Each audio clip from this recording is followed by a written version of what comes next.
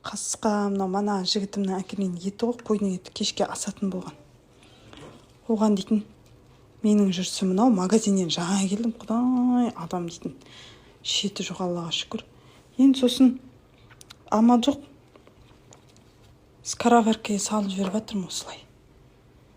Тез піссін деп.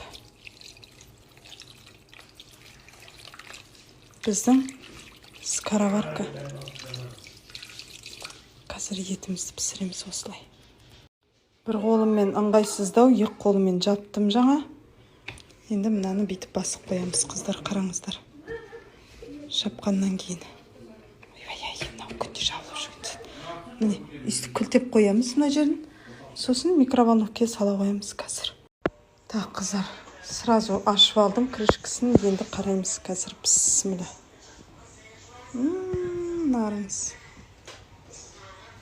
Етім дейтін пісіп тұр, кәм күшті болып тұр екен. Қазір.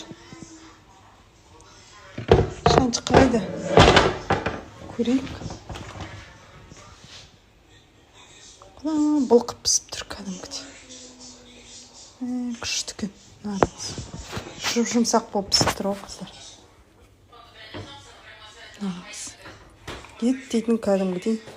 Жұмсақ нарыңыз. Күшті болып пісіп тұр. Картошканы көріп тұрған жарсызда жарылып тұрғанда. Мынау рахат болды енді. Маған дейтін.